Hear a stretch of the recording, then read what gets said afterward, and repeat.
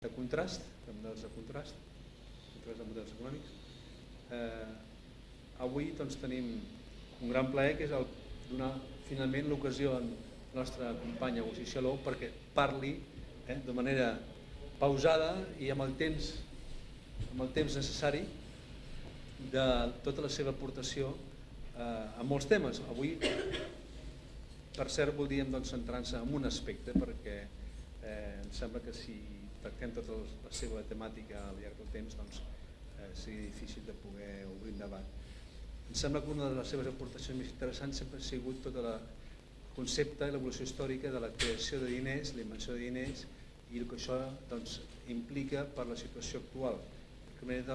Tenint aquesta visió i aquesta reflexió del paper que ha jugat la moneda durant la història, em sembla que és un tema que va abordar d'una manera molt somerament en Martí fa unes setmanes que vam tindre també un d'aquests dimarts, però clar, va ser una descripció molt breu.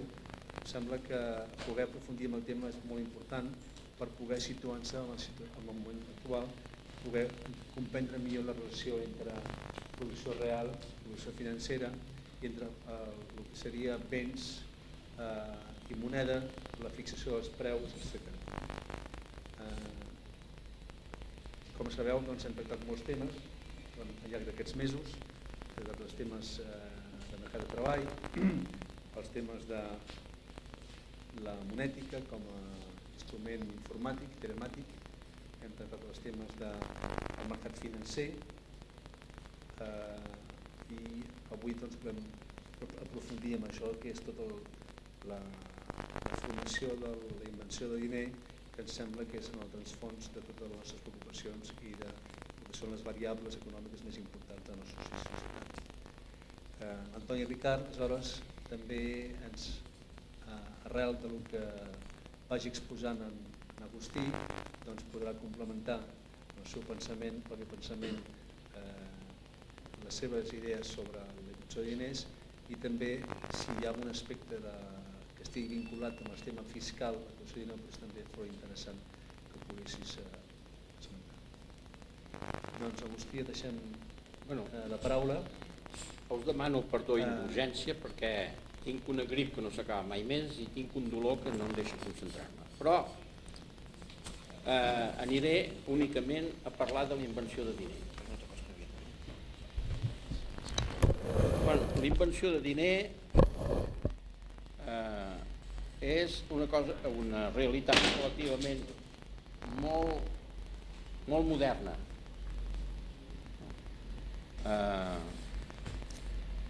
Posem que es va inventar diner en una primera fase des del 7.000, menys 7.000, menys 6.000, a Sumer, i es va fer la invenció de diner d'una manera autodisciplinada de cara als excedents de producció.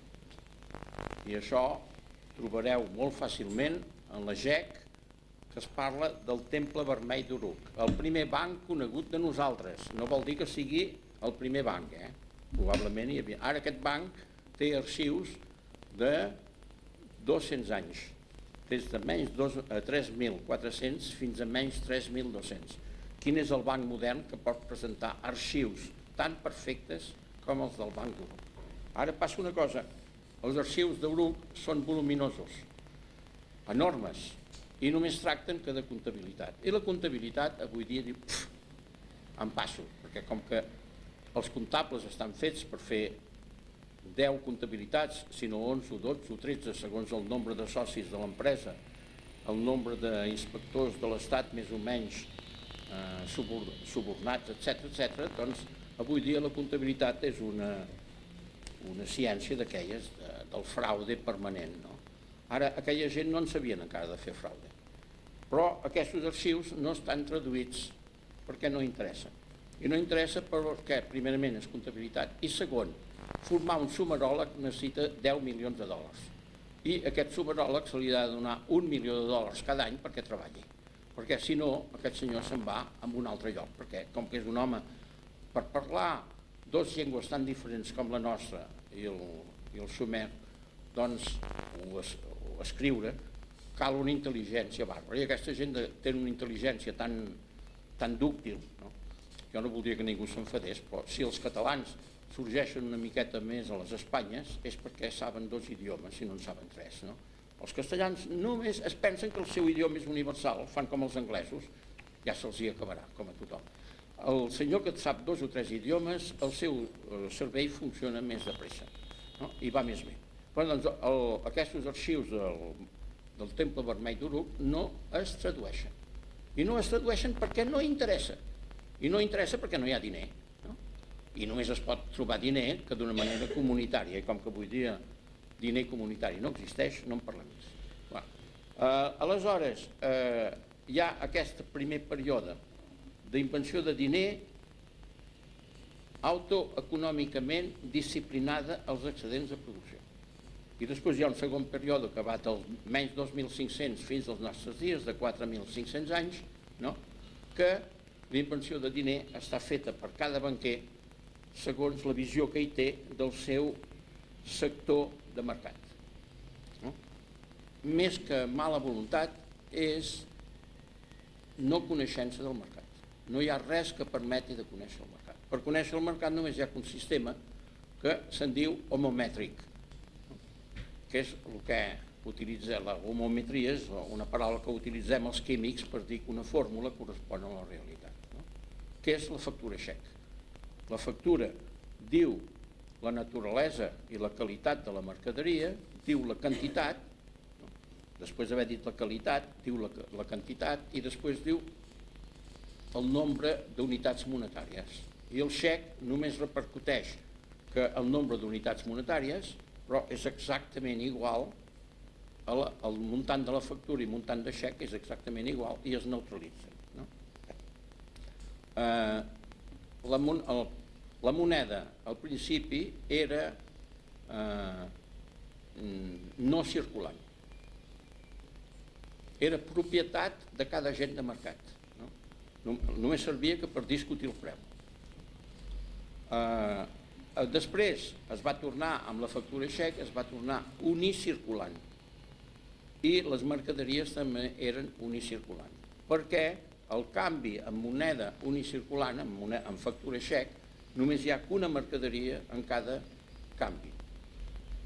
Quan es va passar del canvi de 2 mercaderies a una sola mercaderia, es va poder dominar el mercat. I els sacerdots banquers d'aquell temps eren prou intel·ligents per treure'n les conseqüències. I aleshores es van reinventar la hisenda privada, que ells l'administraven a través de comptes corrents, i la hisenda comunitària, que era diner inventat per ells, d'acord amb els excedents de producció que els hi portaven al temple. A la GEC trobareu una descripció del Temple Vermell d'Uruk que correspon a la mentalitat d'avui dia i no correspon a la mentalitat d'aquell temps. Això és molt difícil d'explicar avui dia perquè els estudis sumeròlegs són molt parcos, com es diu, molt escassos, no? Però la realitat és que aquella gent sabien. Ara, a partir del 2500, la moneda... Abans de Crist, menys 2.500. No? Si voleu, before present 4.500. No? Els joiers semites que vivien a Akkad, que era una petita ciutat imperi al costat de les ciutats de Sumer, doncs van veure la possibilitat de saber el títol de l'or i de la plata i del coure i es van inventar una balanceta i llavors es van inventar una sèrie de monedes, no? Que eren, per exemple, els cicles, mitjos cicles, els òvuls, els talents, les mines, no? Que són números que no tenen res a veure amb l'aritmètica decimal, però que anaven molt bé, no? Tenien que veure amb una aritmètica que en aquell temps era 12, però també era 8, etc. Aleshores, aquesta gent, amb aquest sistema, van posar la moneda metàl·lica concreta. Llavors el canvi era una mercaderia, una moneda concreta, i això, visca la resta, tothom estava content. Després es van inventar la moneda escriptural extrínseca, no? que anava també molt bé. Ara tenia una fidúcia que també era una gran enganyifa. Cada banc, cada banquer, deia jo tinc una fidúcia 100% i se'l creien, i l'altre deia jo tinc un 80% perquè ja en tinc prou i també se'l creien. No, però la realitat és que les fidúcies també anaven com Déu volia, cada banquer feia la seva. Però a més, els banquers d'una manera esotèrica, és a dir, secreta, intrabancàriament i interbancàriament es van reinventar, o més ben dit, van conservar la moneda radicalment abstracta de Sumer. No? I llavors sempre ens han fet anar de corcoll, perquè inflació i deflació és simplement que hi ha més moneda que mercaderia, no? O bé hi ha més mercaderia que moneda. Però com que la llei de l'oferta i la demanda, permeteu-me que us digui que és l'estupidesa número 1, perquè l'oferta és concreta i la demanda és monetària. Llavors, a través dels banquers intel·ligents, és monetària abstracta. I com que és monetària abstracta, s'inventa el que es vol. Llavors, el segon període d'invent de la moneda és un període d'invent de moneda totalment indisciplinat. I com us he dit, depèn més del desconeixement del mercat que d'altra cosa. Si volem tornar a una visió global del mercat, hem de tornar a la factura xec de Sumer, en què la moneda i el diner són propietat privada de cada compte correntista, en què la moneda circula una sola vegada i el diner circula una sola vegada. Circula quan jo compro una mercaderia, la mercaderia va des del meu proveïdor a mi, a jo, que sóc el client, i la moneda va des del meu compte corrent al compte corrent del meu proveïdor una sola vegada. Aleshores, a partir d'aquest moment, el mercat es torna un simple problema additiu de suma. Se sumen els canvis elementals per tots els diferents factors i es pot tenir una comptabilitat perfecta com la que tenien aquesta gent de Sumer, però amb un avantatge gran, que és que avui dia, així com Plató va fracassar a Siracusa perquè volia tornar a posar el sistema de factura xec, no? I suprimir l'or i la plata, ell ho diu, vaig fracassar més per mandra dels esclaus comptables de Siracusa que per malícia dels rics i poderosos. No? Avui dia tenim un gran avantatge, que és la telemàtica. En la telemàtica tenim uns esclaus infatigables que poden treballar dia i nit i no hi ha problema, per complex que sigui. I, per exemple, tenim un capítol ben complex que és la meteorologia. No?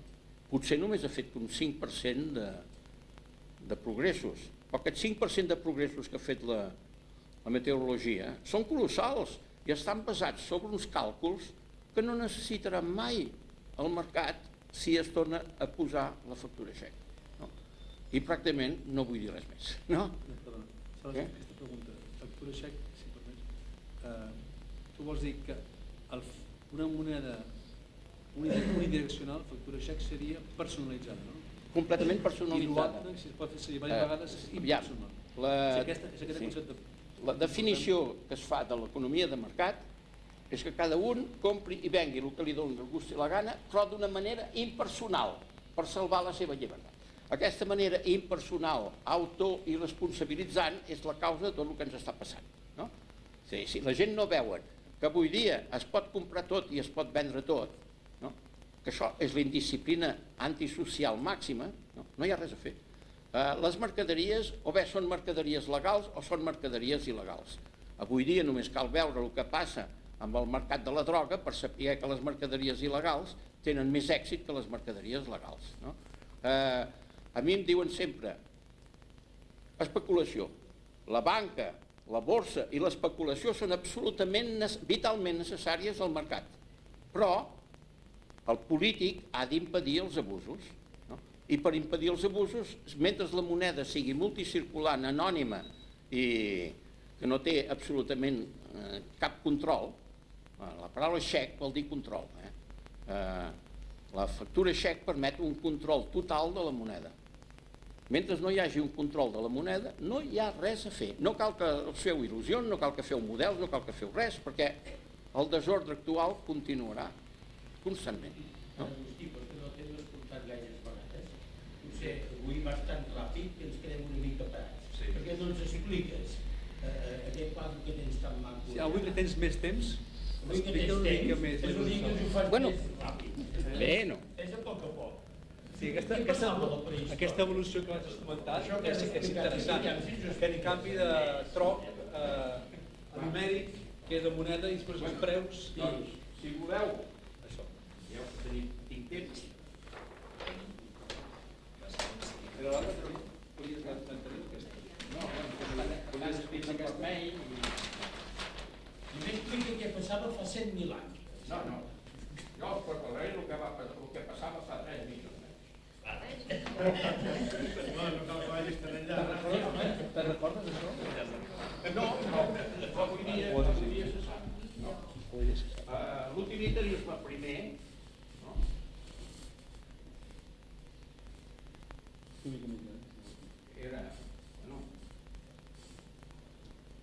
Era una producció dirigida al consum i a la inversió sobre una hisenda també dirigida al consum i a la inversió, però tant la producció com la hisenda eren comunitàries. I tot això corresponia a un coeficient d'equilibri que és aquest 1, que feia que tots els membres de l'endoènia estaven autosatisfets del seu utilitarisme. Això, per dir-vos el que és, l'utilitarisme consisteix en que el subjecte actiu, que en aquest cas era l'endoènia, està fent, en castellà està haciendo, està fent el que vol, és a dir, estratègia. Estratègia és un canvi d'estructures socials, no?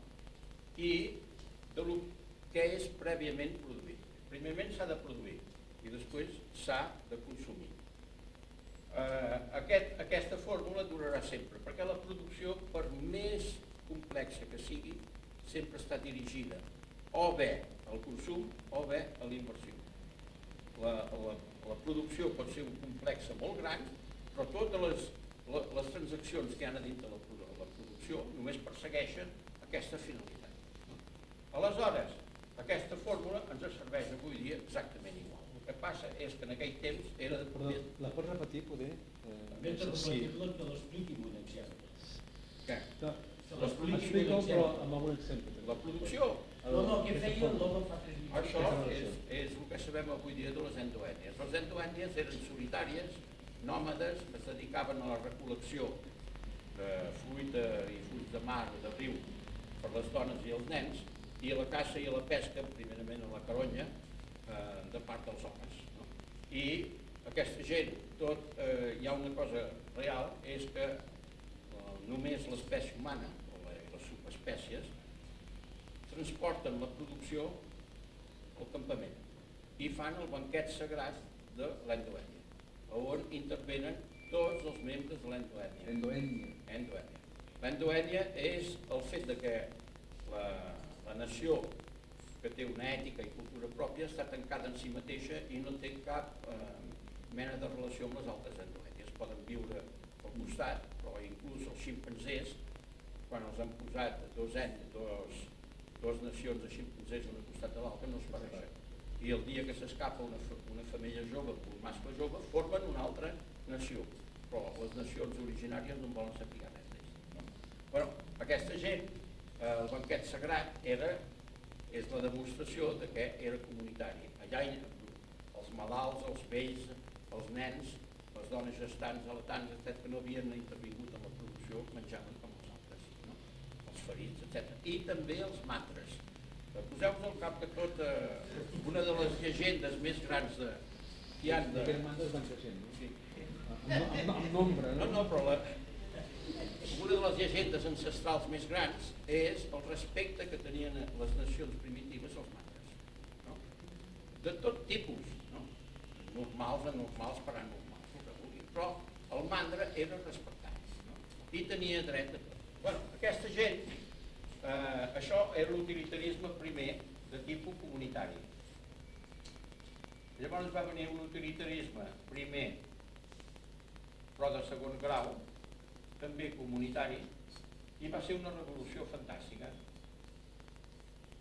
La producció havia augmentat molt, era una producció real, Degut a què? degut a que les tècniques poseu-vos al cap que en 3 milions d'anys aquella gent van fer més progressos que nosaltres. Crec que nosaltres no sabem veure les dificultats. Per exemple, aquesta gent van emplear, perdoneu que jo ho pronuncio malament, codols de riu. Els codols de riu s'ha demostrat avui dia que es necessita més intel·ligència per trobar codols de riu que per fabricar instruments. I això ho han demostrat els artistes. Els artistes diuen, jo dibuixo molt fàcilment el que vull, però si vull que la meva representació mental, si vull trobar-la a dintre de la naturalesa, diuen, passaré 1 any, 2 anys, 3 anys, 4 anys buscant allò. Mentre que un dibuix és molt fàcil de fer. Doncs aquesta gent tenien codols de riu que utilitzaven per 38 operacions. I això s'ha demostrat al microscopi electrònic. Hi ha una gent que tenen prou capacitat i paciència per dedicar-se a agafar un codol de riu i utilitzar-lo només en una sola operació i després durant temps i temps i comparar-lo després amb un codol trobat. I llavors es veu que tenien 38, feien 38 operacions amb aquestes pedres. L'activitat que feien. Sí. Ja, per exemple, separar el tel de la carn i del cuiro és la feina més delicada en els escorxadors. La més difícil i la més perillosa. I la més ben pagada. Doncs aquesta gent ho sabien fer perquè es van adonar ràpidament que el cuiro amb el seu tel i la carn amb el seu tel es podrien més de pressa que si es treia el tel. I s'ha estudiat això a fons i s'ha trobat que aquesta gent tenien aquestes pedres sense treballar, les buscaven i les trobaven. Aquesta intel·ligència, com us dic, de buscar en la naturalesa el que un vol, és molt més difícil que fabricar. Al principi es deia que aquesta gent eren tontos, cada dia es demostra més que tenien una intel·ligència més gran. Entre parèntesis, només us vull dir una cosa, l'home de Neandertal tenia un cervell de 1.450 centímetres cúbics. Avui dia, inclús el d'Einstein arriba difícilment a 1.325 i 350. No? És a dir, posem-nos al cap que aquesta gent de tontos no en tenien res. El que passa és que nosaltres estem vivint de l'acumulació d'invents que ells han fet durant 3 milions d'anys i etc. Llavors aquí aquesta producció augmentava i ens trobem davant d'una verdadera revolució hisendística. No? Aquesta gent tenen una hisenda variable dirigida al consum genètic, és a dir, al consum que necessita tothom per viure. Consum vegetatiu, etc. Llavors tenen una hisenda evidentment comunitària, una hisenda d'estalvi capital comunitària, i aquesta hisenda d'estalvi capital, que no l'havien fet abans, els hi permet de tenir un consum posterior, una hisenda de consum liberal. Aquí va néixer el liberal, això fa 500.000 anys. El liberal... Els mandes. El liberal, no, era el consum dels simples consumidors. Simples consumidors que no podien produir per raons èquids, i llavors simples consumidors que es dedicaven a feines comunitàries que no tenien res a veure amb la producció. No? Per exemple, domesticació del foc, cura dels ferits i dels malalts, transport dels ferits i dels malalts, etc. No? Aquesta gent són els simples consumidors i aquests vivien d'aquest consum liberal, que són els simples consumidors. No? Avui dia els simples consumidors, mira que es morin. Perdoneu que sigui grosser, però del meu temps, al Poble Nou en deien i els pobres que es posin el dit al cul, que per això existeixen les conferències Sant Vicenç de Paul. No? I res més. No. Els simples consumidors avui dia no són considerats. No? Un ha de produir i si no produeix, escolti'm, que es mori, perquè és una persona inútil a la societat. Però, aleshores, continuaven simplement tenint una hisenda comunitària, evidentment, imparsiva. I tot això era igual a 1. aquesta també era comunitària. Bueno. Durant 3 milions d'anys, les endoènies van viure sobre la base de propietat comunitària. Ara fa 135.000, 110.000 anys es van inventar la propietat privada baix forma d'uns canvis que, u, llavors V2... Marc, vés apuntant, no? Es van inventar el canvi elemental. Un canvi elemental és igual a aquella gent només tenien que la numerositat, no tenien encara l'aritmètica. Llavors era un element, un conjunt elemental, no? D'una mercaderia A i un altre conjunt elemental d'una mercaderia B, E. I això és igual a 1.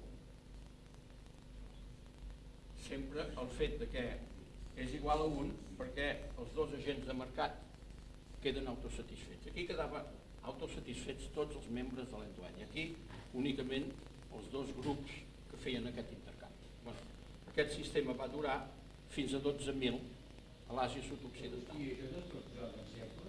Què? Per exemple... Un que té un bo i un que té un bo. No, això va començar canviant dones, que noies matrimoniables. No?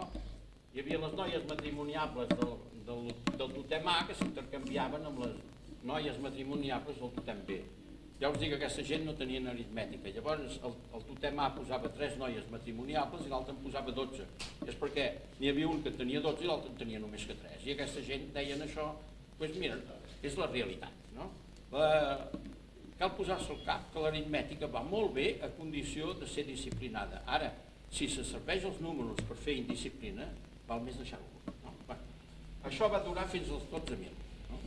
Després de les noies matrimoniables van passar les mercaderies i després van passar a l'intercanvi d'invents, llegendes, ritus i companyia.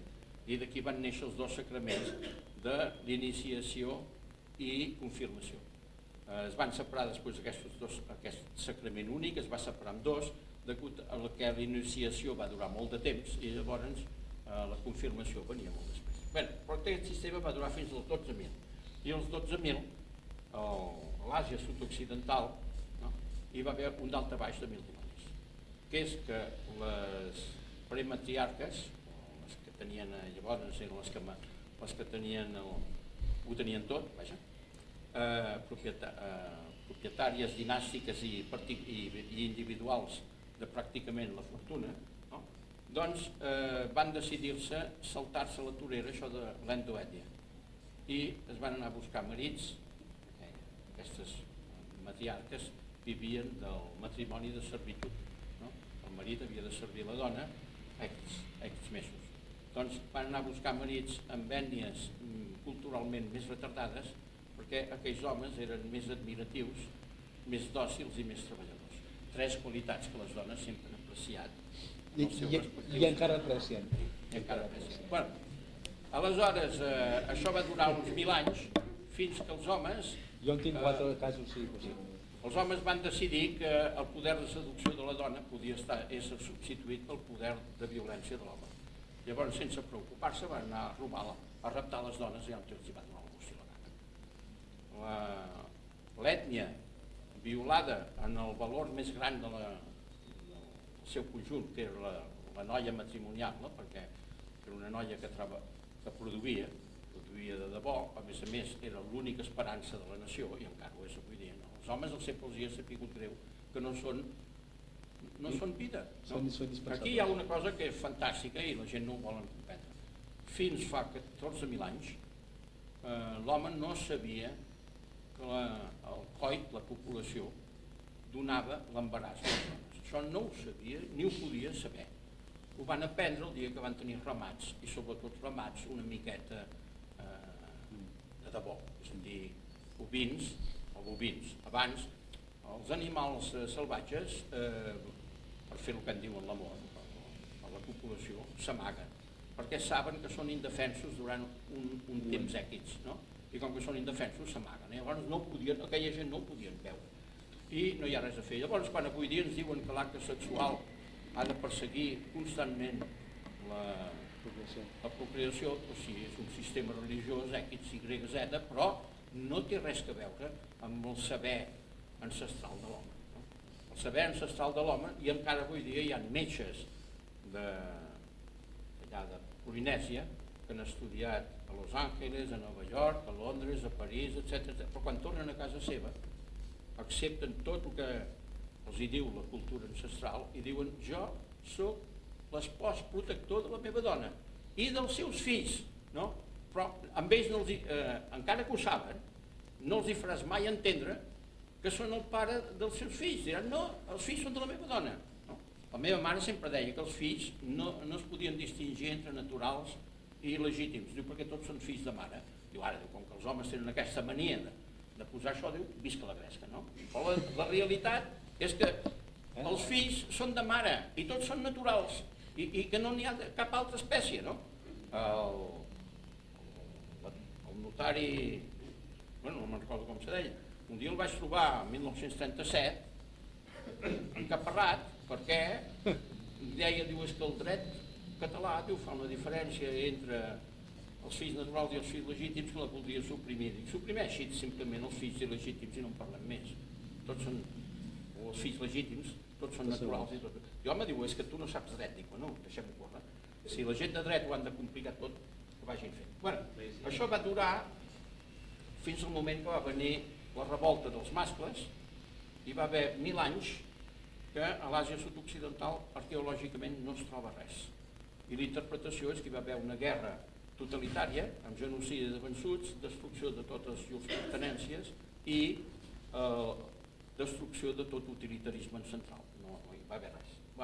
Però llavors aquesta gent, cap als 10.000, van començar un sistema nou d'autopacificació a base del pacte de federació de cara a l'exterior i de confederació interna. I a poc tot això a l'Àsia Menor. Sí, a l'Àsia. Poseu-vos al cap que la prehistòria Escandinàvia va acabar fa 4.000 anys.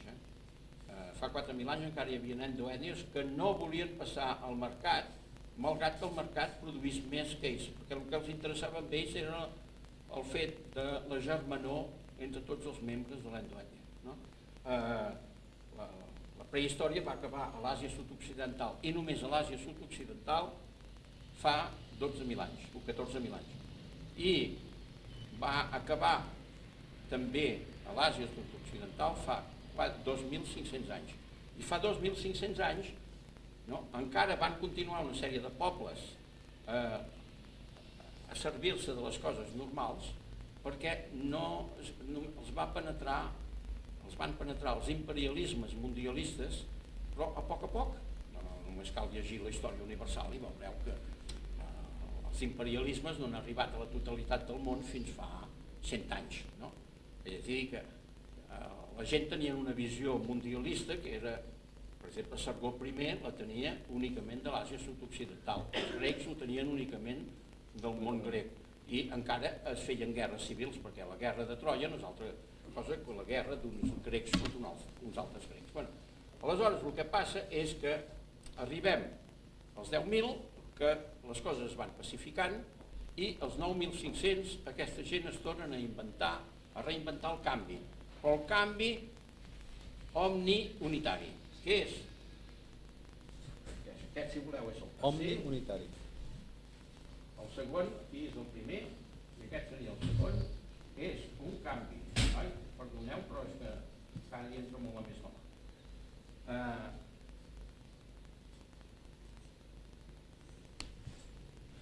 És una mercaderia A elemental sobre una mercaderia B elemental. Aquest 1 és completament aritmètic i aquest aquí és un coeficient d'equilibri. Aquest canvi era molt difícil, perquè trobar una cosa que pugui intercanviar amb una altra és molt difícil. Però a més permetia, perquè es va inventar aquest canvi arrel dels ritus de l'hospitalitat. Llavors els mercaders estrangers deixaven les armes a 100 metres del campament i els deixaven entrar i els rebien la mar de bé. I aleshores aquest canvi molt sovint era ruïnós per la gent que eren culturalment una miqueta més retardada, no? I és la història del mirall intercanviat amb un bou o una vaca. No? El senyor que no ha vist mai un mirall, aquell mirall li interessa tant que dona una vaca. No? Bueno, aleshores aquesta gent van dir, què carai, hem de trobar un altre sistema. Llavors aquí és un 11 i simplement un 12 és un canvi elemental amb moneda. No? Bueno, aneu que és una mercaderia amb A unitats monetàries. Una mercaderia A, B,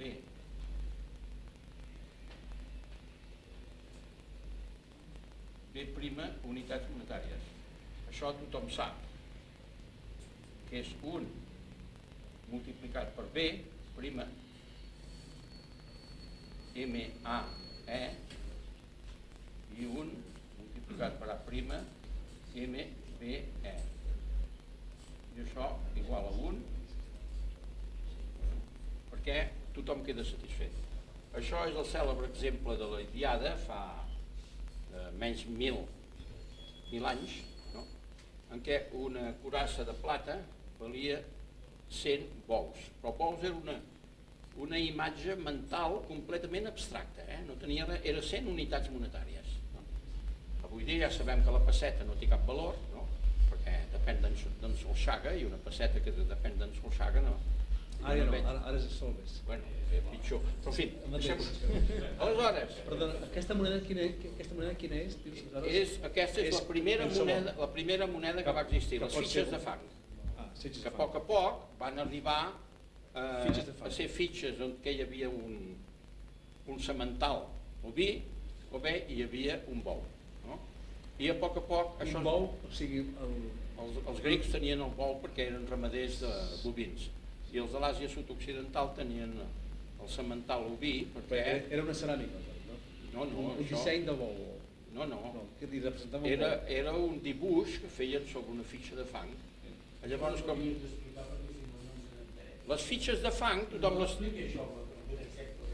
Ja et dic, una curassa valia 100 unitats monetàries i un esclau valia 20 unitats monetàries. Resultat, aplicant aquesta fórmula, la curassa de plata s'intercanviava amb 5 esclaus, no?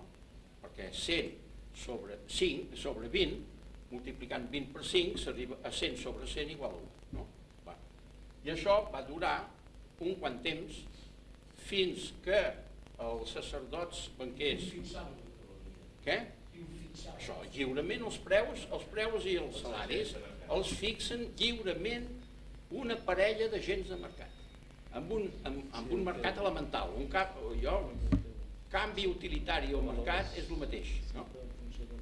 Llavors, el canvi utilitari o mercat elemental, hi ha dos agents de mercat que hi fixen lliurement el preu, els preus. Encara avui dia els advocats no diferencien preus de salaris. No? O sigui que dos agents que estiguin en un mercat, hi ha dos agents que estan parlant això, d'una transacció. Al costat hi ha una altra parella que està fent les mateixes transaccions, el preu pot ser totalment diferent en funció del valor que cadascú assigni o a l'utilitat que doni cada. I dones la volta i vas a una persona i et donaran 20 esclaus, un altre 30 esclaus. Aquesta moneda no circula, és no circulant, és propietat individual de cada agent de mercat, que se la torna a posar a la butxaca, que se la torna a posar dintre el cap. No? Només circulen dos mercaderies, una que va d'un agent A a un agent B i una altra que va de l'agent B a l'agent A. I aquest canvi és biobjectiu, biconcret. No? I mira, el mercat és una suma de tots aquests canvis. Aleshores arribem, perdoneu que utilitzi més paper, però noi, si em deixeu. Llavors arribem a fa 6.000, 7.000 anys en què uns sacerdots banquers es van inventar la comptabilitat manual, si per cas ja us en parlaré, i després es van inventar la comptabilitat escriptural. I a partir d'aquell moment ells es van inventar la factura xec. I en la factura xec la moneda és propietat de cada agent de mercat i circula una vegada des del venedor al comprador. I el diner, que és un altre sistema, un altre valor, al fin deixem-ho fora, circula. Llavors, us donaré la diferència ja que la voleu. Aquesta gent, aquests sacerdots banquers es van adonar molt fàcilment de que el preu o salari, abans ho he explicat, és molt interessant. el preu es refereix a totes les mercaderies produïdes, objectes inerts, sers sèrvils i serveis utilitaris. I el salari s'aplica a totes les mercaderies productores privades, que són empresa, capital, invent i treball. I el treball és el que té menys importància, però en fi sempre li han donat una importància, perquè no hi ha res de pitjor que el fet que els obreristes es van fixar en el treball, s'haurien d'haver fixat en altres coses, però en fi deixem-ho córrer. Aleshores, aquí, això, és simplement una mercaderia elemental, concreta, sobre N unitats monetàries.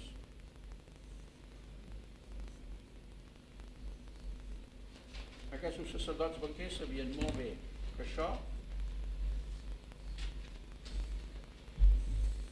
és igual a un punt d'interrogació, perquè, en fi, tothom ho sap, una cosa concreta comparada amb una cosa abstracta és un punt d'interrogació. Només no tenen cap importància aquests valors. Són valors mixtos que no tenen cap importància en si mateixos i sols. És per això que anem tan malament, perquè avui dia s'hi dona una gran importància. Perquè jo compro una cosa a 17 pessetes i un any després l'haig de comprar 34, doncs mira, no té cap importància si m'augmenten els recursos del doble. M'explico? Ara, si em quedo amb els mateixos recursos que tinc és perquè per poder aplicar la llei de l'oferta i la demanda. No? Llavors, el diner és l'inrevés. El diner és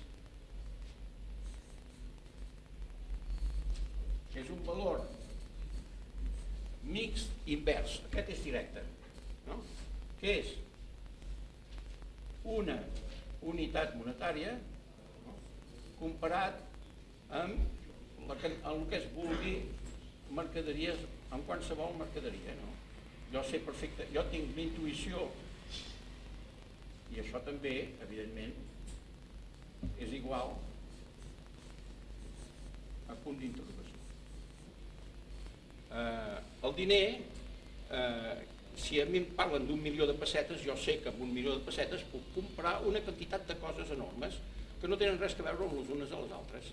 Avui dia puc comprar mercaderies legals i mercaderies il·legals. Si en lloc d'1 milió de pessetes són 3.000 o 4.000 milions, que és el que jo necessitaria, doncs encara es pot fer més. Bueno, aleshores aquests sacerdots banquers es van adonar que amb això no feien res. Que només era interessant sumar tots els preus i sumar tot el diner. Però per això havien de tenir el control no dels preus, que eren lliures, sinó del diner.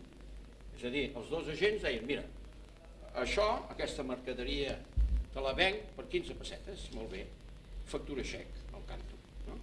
En aquell temps posaves al cap que 15 pessetes era una fortuna com 15 milions ara, però si deixem-ho clar. Llavors es van inventar la factura xec, se la van inventar d'una manera molt senzilla.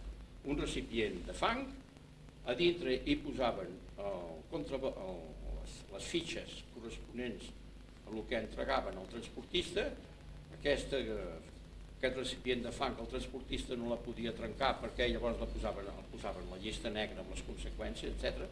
I quan arribava el client trencava i mirava si les mercaderies que li entregava el transportista corresponien a les fitxes de fang que hi tenia.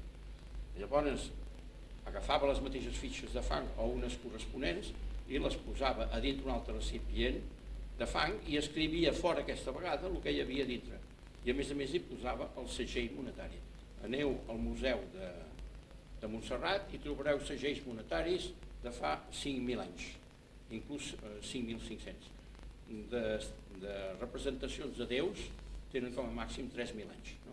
És a dir, que el segell monetari va existir abans que existissin les fitxes de déus. En fi, deixem-ho córrer. Llavors aquests senyors, inventant-se, van tenir una visió total del mercat. No? I van fer el mercat, el mercat, si voleu, 1, seria l'utilitarisme 3, no? Que és una visió total, no? I van retornar a la fórmula primitiva, que era producció privada, perquè la producció privada sempre ha produït més que la producció comunitària. No? Ara, aquesta gent sabien molt bé això i no se'n preocupaven, no? De cara al consum i a la inversió. I llavors van fer una hisenda privada de cara al consum i a la inversió, no? I es van inventar, a més, una hisenda comunitària, no? Basada sobre els excedents de consum i d'inversió. I això ho van fer igual a 1, no? És a dir, que la suma de preus, no de tot el complex de la producció, únicament de les mercaderies de consum i de les mercaderies d'inversió, la producció consumtiva i la producció inversiva. Ells van fer una suma de totes les factures xecs i van saber que això era, suposem, 1.000. I llavors, la gent treballaven sobre la base de 800, no? I quedaven uns excedents de producció que la gent no volien guardar a casa perquè els seus magatzems eren massa petits. I llavors els portaven al temple. I el temple els hi comprava en diner inventat. Els sacerdots banquers esperaven que els rics necessitessin comprar aquests excedents i els hi venien al preu que els hi donava el gust i la gana, però llavors ho regalaven als pobres per mantenir la pau social. M'explico, aquesta societat no era una societat igualitària, era una societat ja completament classista, però els sacerdots banquers sabien molt bé que no s'han de deixar morir de gana els pobres perquè això suprimeix la cohesió. No? I això va durar fins a 2.500. A 2.500, què? Què? La cohesió. La cohesió social. La cohesió social no pot existir quan les classes socials estan tan diferenciades com avui dia. Les més pobres han de poder viure dignament. No? El Josep d'Egipte, Josep d'Egipte era un senyor que els seus germans el van prendre com a esclau. Ja sabeu tots la història. Aleshores el faraó el va nombrar ministre i l'home va dir, bueno, doncs d'aquí en endavant jo compro tot el blat hagut i per haver. Aleshores la gent no s'ho creien, però quan van veure que sí, que ho comprava, doncs ho van fer. Venia un feudal i deia, jo vull or, li donaven or, però perquè portava 100 homes d'arma. Ara, un pobre desgraciat que exigia or o plata i només tenia un o dos esclaus que el podien defensar, doncs els mateixos senyors de la ventanilla de Josep avisaven uns bandidos a 10 quilòmetres i deien, aquest individu porta or, i immediatament se li tiraven a sobre i li robaven. Després tothom va acceptar la moneda de faraó, i la moneda de faraó era una moneda escriptural d'aquest tipus. Perdona, aquí tens aquesta fórmula anterior. També hi ha l'inici, deies que tenies aquí Hisenda, deies producció augmenta, Hisenda, tenies consum, tenies estalvi i estalvi pels que no treballen. Això només va existir que sumem. Però llavors també tens augment de producció aquí, també tens l'Hisenda aquesta, i aquí tens augment de producció i Hisenda també. La Hisenda el que passa és que aquesta acumulació de capital s'ho queden els... No, ells només es queden que la invenció de diner. Però no queda, llavors, però no hi ha liberal, no hi ha llicència No, liberal. bueno, sí que hi és això de donar... Això, és de donar... Bueno, els sacerdots se servien També, aquí també hi ha llicència liberal. Sí. Els Que és, sacerdots... els excedents aquests... Aquestes fórmules, cada una la pot anar mantenint ampliada. No, Sí, és que es pot fer, aquestes fórmules es poden ampliar com es vulgui. Va. Llavors, vaig conèixer en Finali en una conferència que va donar i va explicar les 7 vaques grasses d'Egipte, no? I va dir, s'inventava el diner, però també creixia la producció de blat, perquè la gent quan veien que ho podien vendre tot, doncs anaven endavant. Avui dia, si les coses van malament, és perquè els excedents de producció no es poden vendre, no? I la gent s'estan morint de gana, a més a més. Excepte el camp. Sí. Com? El que produeixes de productes agrícoles... Sí, però per exemple, Eisenhower és el responsable de la fam que hi ha al món, perquè quan li van presentar que s'havien de construir magatzems pel blat nord-americà del Far West, va dir no, i val més pagar als agricultors perquè cultivin únicament la quarta part dels seus terrenys. La seva producció europea és perquè els pagesos tenien una certesa que tota la producció la comprava la comunitat. No, el mercat comú va tenir un èxit gran, però degut a que estan més ximples que fets d'encàrrec, aquest èxit ara l'han transformat en misèria per tothom. No? Doncs, en final li explicava que el Josep, ministre de Faraó, va fer augmentar la producció de blat d'una manera enorme. Però llavors va venir un dia que va dir, ja no compro més. I l'agricultor que havia augmentat la superfície dels seus camps i tot això, va anar reduint la superfície cultivada i va venir la fam. No? Llavors vaig demanar en Finali i les 7 vaques magres quin va tenir la culpa. No?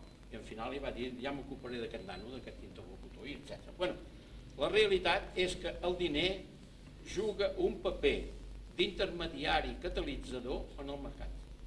Sense moneda i diner el mercat no pot progressar. No? Però la moneda i el diner no tenen cap importància. Són com un catalitzador amb una reacció química. No?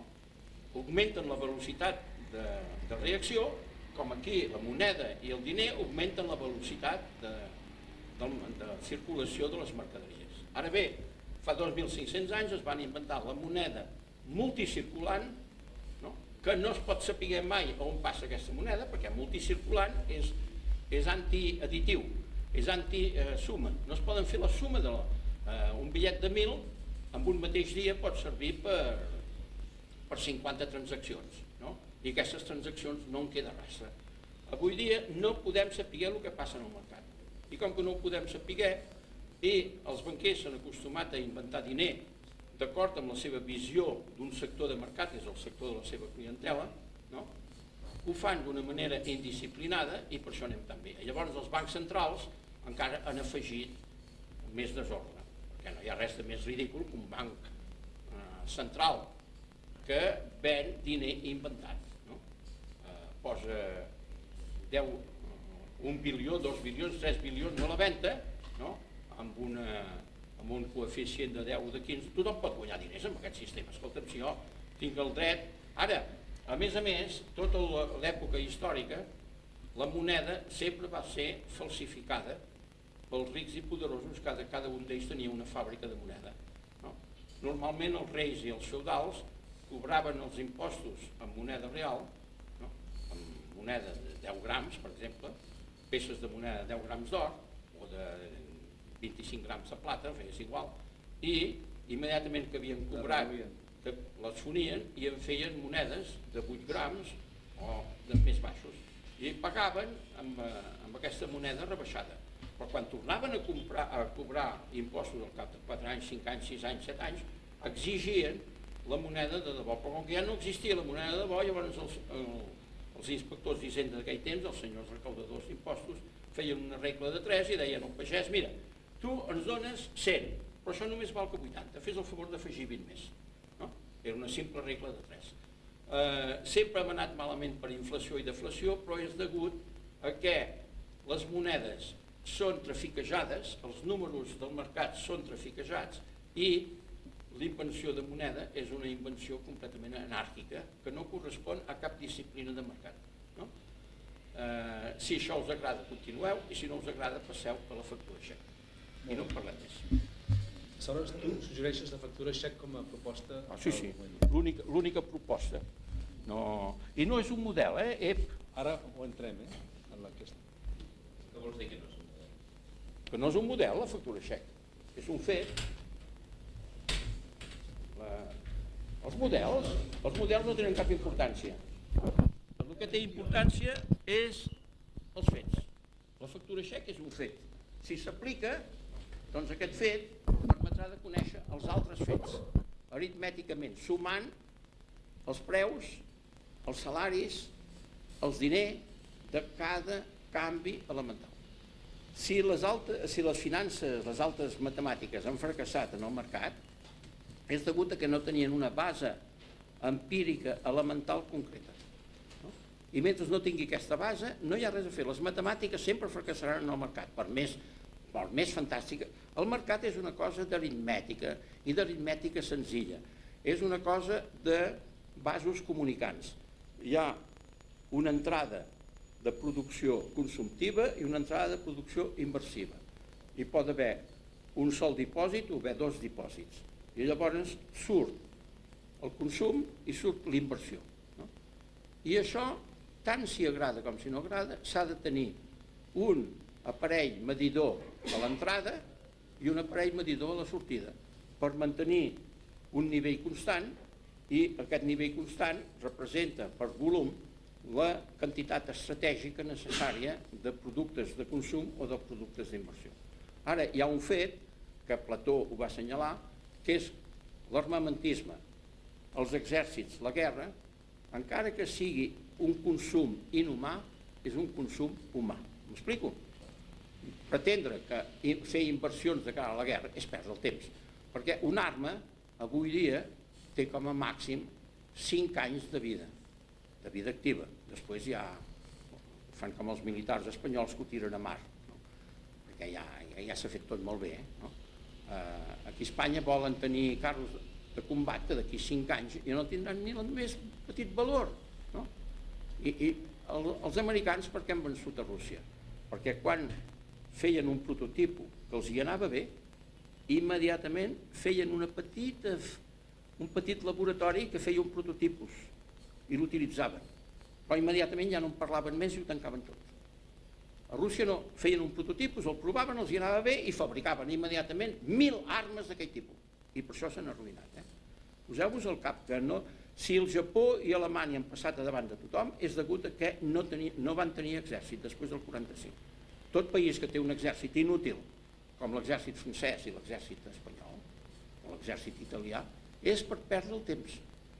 I és per salvar certes tradicions, certes coses que sí que són molt boniques i m'agraden molt, però en fi, això és un altre assumpte. Però la realitat, això és un consum completament inútil perquè no serveix pel poble. I com que no serveix pel poble, avui dia Gran Bretanya té 90.000 soldats professionals. Espanya en té 400.000 i França en té 400 o 500.000. Alemanya va pel camí, en té 200 o 300.000 i d'aquí poc temps arribarà a la igualtat. Això de tenir tanta gent, formar un soldat professional es necessita 3 anys. Llavors, per què empipar els joves durant 9 mesos o 13 mesos o 15 mesos? És ridícul. Aquella gent, al quartel, només saben fer una cosa, caminar d'una manera més o menys cadenciosa i més o menys agradable i res més. És perdre el temps. Però, mira, els hi agrada. Llavors es gasta unes fortunes per mantenir un exèrcit completament inútil. Completament inútil, I això no hi ha cap militar que m'ho discuteixi. Toni, pots fer algun comentari o pots complementar poder la posició del... No, jo em sembla que el que hauríem de fer seria que guardar el temps que tenim perquè l'Agustí ens parli dels impostos i després, si per cas al final ja... Jo preferiria poder mantindre aquest debat d'inversió i si hi ha algun més a afegir. Sí. Segur que hi ha molts dubtes. Tu no volies poder... Bueno, és que em sembla que amb l'exposició de l'Agustí ha quedat molt clar que els diners la necessitat d'inventar el diner. Els diners van inventar per una necessitat, no perquè tingués ningú de tenir més. O sigui, els diners només són una necessitat. Amb el tema que jo voldria entrar, si per cas, és amb el tema de que les economies, quan són complicades com les nostres, els costa molt d'aconseguir aquest equilibri que explicava l'Agustí. Per arribar a aquest equilibri no és una cosa fàcil sense tenir la factura xec que diu l'Agustí. Mentre nosaltres tinguem una factura anònima i els agents de mercat que deia l'Agustí són dos agents que actuen lliurement, cadascú pot comprar i vendre el que vol, ningú pot determinar prèviament quina serà la quantitat de diners que necessitaran aquests senyors. Si a més la gent té el costum de comprar els divendres i no els dimarts, és molt difícil que sapiguem tenir a cada moment la moneda necessària. Si a més resulta que aquesta gent són capaços d'inventar nous artefactes cada dia i per tant de crear noves necessitats, calcular la quantitat de diner necessari encara se'ns farà més difícil. Però si a més resulta que aquesta població ens varia, imagineu-vos quants factors tenim, si resulta que a més els mitjans de comunicació ens varien, si a més ens varia la complexitat de la societat i els processos d'intercanvi també ens varien, jo el que vull arribar amb això és a la conclusió de que amb el món en què vivim, calcular la moneda necessària en cada moment perquè el sistema funcioni correctament no és possible. No és possible. O sigui, hi ha una sèrie de factors que no estan controlats perquè les dades que tenim no són mai actualitzades. Una cosa és partint de la idea de la factura xec de l'Agustí, que et permet una situació real en el moment o pràcticament instantània de tots els actes de mercat. I per tant, tu pots disposar que la moneda que hi hagi al mercat sigui justament la que necessita el mercat. Però sense aquest instrument que diu l'Agustí és impossible. Jo l'únic que volia fer era destacar quins són els factors que influeixen a la necessitat de moneda. I per què ho dic això? Dic això perquè als economistes se'ls explica que la quantitat de moneda necessària en un mercat té a veure amb la producció. I jo ja hi estic d'acord que té a veure amb la producció. El que no estic d'acord no té a veure només amb la producció. Té a veure amb l'activitat econòmica, té a veure amb la forma del mercat, o sigui, la velocitat i tots els factors que integrin la forma del mercat. Té a veure amb el desenvolupament tecnològic, té a veure amb els mitjans de comunicació i té a veure amb la complexitat social, amb els interessos de la gent. I aquests 5 factors, tots ells independents i tots ells influenciant la necessitat de moneda, no em permeten de dir, com diuen la majoria de llibres, que la quantitat de moneda depèn només de la producció o de la productivitat del sistema. Això és una bestiesa com una catedral. I per tant, treballar i aprofundir amb això em sembla que és un tema exageradament important. És l'únic que volia dir respecte a la moneda. Respecte a això, jo... Quants ens queda de sopar amb tomàquet? Avui no som pizzas. Jo no, me'n vaig al llit, noi. Tinc la grip. Que la factura xec és universal, però separar totalment la factura xec del sector de producció de les factures xecs del sector del consum i de les factures xecs de la inversió és la cosa més senzilla del món. Poseu-vos al cap que tot el diner del sector de producció no té cap importància, perquè si té la sortida assegurada de consum i d'inversió, és rendible, i com que és rendible, ella mateixa s'arregla per tenir el diner necessari i amb els préstecs bancaris en té prou. No cal inventar diner a dintre el sector de producció, perquè el sector de producció té unes quantitats d'estalvi acumulats, de capitals acumulats enormes, i si verdaderament són rendibles aquests capitals, immediatament entren en el sector de la producció. Poseu-vos al cap que no hi ha cap país que no tingui uns capitals enormes, quan només seria que per hipoteques, que són sistemes ben normals. El sector de la producció, si necessita invent de diner, serà única i exclusivament quan hi hagi un invent tan colossal que canvi completament les relacions entre productors i consumidors.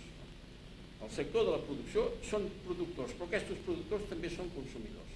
I la propietat privada a dintre el sistema de la producció sempre arregla les coses de manera que tothom està content. Es barallen però estan contents. Ara bé, tot això no té regat. On s'ha d'inventar diner és pels excedents de producció consumtiva i pels excedents de producció inversiva, perquè el sector de la producció constantment sigui rendible. M'explico? El sector de la producció, per exemple, vull dir, el sector de la producció no és rendible perquè no hi ha clients, no? Les botigues han de tancar, els magatzems han de tancar, tot ha de tancar. Només teniu hipermercats avui dia que només viuen que dels interessos que els hi paguen entre el diner de caixa que fan cada dia i el fet que les factures les paguen a 3 mesos, 6 mesos, un any i mig. No? Llavors tot aquest diner de caixa el posen al banc, els hi rendeix el 8, el 9, el 10, el 14% i sobre això basen la seva prosperitat. Això no és comerç al detall, això és simplement una presa de pèl. No? Ara bé, la gent no ho examina això. No? La gent avui dia, finances, la paraula finant francesa ve del verb francès del segle XIII que vol dir finer, que vol dir acabar. Avui dia a França aquest verb ja no existeix, es diu finir, com en català. Ara, final volia dir acabar el cicle de la producció en el cicle del consum. I va néixer a França perquè un rei de França li van anar a dir, escolta'm, a Provence tenim un estoc de sabates que no sabem què fer-ne. I ell va dir, no us preocupeu, d'aquí un mes haureu vengut totes les sabates. Va cridar el seu ministre d'Hisenda, que era evidentment un jueu, i li va dir, fes-me arreglar el castell de Provence, diu que jo hi viuré i donaré uns grans balls. Diu, i després que vinguin tots els nobles del meu reialme, que es posin les seves tendes amb màxim d'ostentació davant d'aquest castell, no? Diu, i deixa'm fer. Llavors, el primer dia, l'herald del rei va dir, diu, cada vespre, sopar i ball al castell. Diu, ara, un majordom mirarà les sabates. Diu, cada dia heu de portar sabates diferents. Van desaparèixer instantàniament totes les sabates emmagatzemades de provar.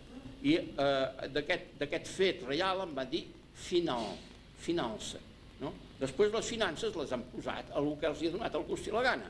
No?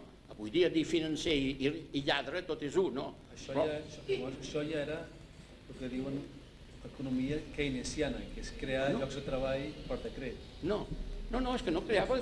No va fer cap decret. No va fer cap decret. Simplement obligava la gent a portar sabates diferents. Avui dia, si regales diners a la gent ompliran les botigues i compraran de tot. Ara, si no tenen diner, no compren. És a dir, avui dia, si la cosa no va bé, és perquè els productors consumidors, doncs, com que s'han reduït molt en nombre, gasten poc. I els simples consumidors, que hi ha tota la gent de l'atur, les ames de casa, les mares gestants, les mares alletants, els nens petits, els malalts, i després tota la gent de professió liberal, no hi ha res de pitjor que un senyor de professió liberal que fa pagar per acte liberal. Això no té res a veure amb una... Per tu què és liberal?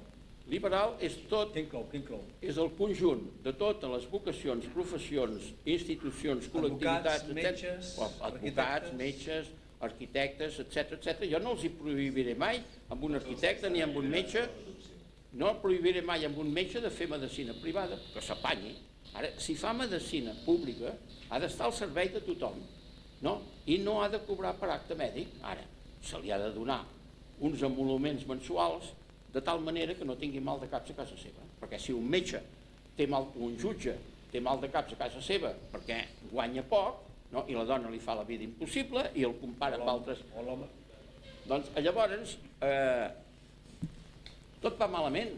El liberat és un conjunt d'activitats, de vocacions i activitats completament desinteressades i altruistes. Avui dia n'han fet un mercat brut, un mercat poca solta, etc. Deixem-ho córrer, no? Però la realitat, els metges de totes maneres encara juren.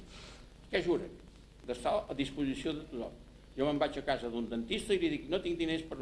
Em diu, miri, vagi a la Seguretat Social, li arrencaran totes les dents i li posaran dents noves. Avui dia no hi ha res a fer, escolta, no hi ha res, mentre la societat actual no sàpiga distingir les professions utilitàries de les professions liberals, no hi ha res a fer. Mentre no sàpiga distingir el diner que va en un lloc i el diner que va en un altre i un altre, no hi ha res a fer. Una pregunta, això de la producció, que la moneda no té que estar vinculada a la producció. No, vull dir que és més barat que els economistes diuen que la moneda, doncs, la quantitat de moneda, la massa monetària, està en funció de la producció. La factura xec com preveu la creació d'aquesta capacitat de compra? La factura xec no permet mai de preveure. Permet a posteriori de treure les conseqüències. Com obtens tu una capacitat de compra a través de la factura xec? Regalant diner de la hisenda comunitària. Regalant, i aquest regal amb quin vincle té en producció? Què? No té res a veure. La producció és completament independent de la societat. No, però en el cas de factura xec, la hisenda fa una assignació de... L'Agustí potser comença per la producció. És una hisenda comunitària. Tu tens una producció i com ho expliques? Imagina això de les sabates d'aquests reis. Mira, avui dia és molt senzill. Avui dia és molt senzill. L'exemple és per un nen de 8 anys. No? La fortuna acumulada d'un país és de 1.000 bilions. La producció és de 100 bilions i la gent, malgrat tenir 1.000 bilions a la seva disposició, en gasten 80. L'hisenda comunitària són 20. Immediatament aquests 20 s'han de regalar a tota la gent que ho necessiten. No? I res més. Llavors el liberat hi entren els simples consumidors naturals i els simples consumidors liberals. I he donat prou explicacions. No, això queda molt... O sigui, tu acceptes, diguem, aquests orígens. Sí, però a dintre d'una producció de 100, no? Hi ha un 20% d'excedent. Llavors aquest és el que fa servir... Per l'hisenda comunitària. I l'hisenda comunitària es reparteix instantàniament entre la gent. Què? Dius que no té res a veure amb la producció. No. Per començar hi ha una relació d'equilibri. La producció envia la seva producció consumptiva dintre un dipòsit i la seva producció inversiva a dintre un altre dipòsit. S'ha de conservar un estoc que és un estoc estratègic, tant de consum com d'inversió. I aleshores hi ha la sortida. Si a dintre el dipòsit hi ha 100 i la sortida privada de consum és de 80, doncs s'ha d'inventar 20 d'una hisenda comunitària per equilibrar aquests 100. Quan has dit que no té res a veure amb la producció i veig... No, és que... No, només té que veure amb el dipòsit que té l'estoc de consum. Hi ha un dipòsit que té estoc de consum. Aquest estoc de consum... Aquest estoc d'on ve? De la producció, però no té res a veure. Però és que no té... L'estoc és de producció. Després la distribució és... Jo estic d'acord amb l'Agustí. L'estoc que anirà al mercat sortirà de la producció, però no necessàriament tota la producció ha d'anar forçosament al mercat. Només anirà al mercat allò que vulguem posar al mercat lliurement. I sí que estarà relacionat amb la producció, però no té res a veure amb la producció. I aleshores qui decideix què va al mercat lliurement? Els agents de mercat. El mateix productor, el productor sap molt bé. Dius que està relacionat amb la producció i no té res a veure. No Ja. entenc Podríem fer l'esquema? problema semàntic. Podríem fer l'esquema aquí? Aviam, posa comerç al... Escolta, Posa quin esquema, potser. posa comerç al detall.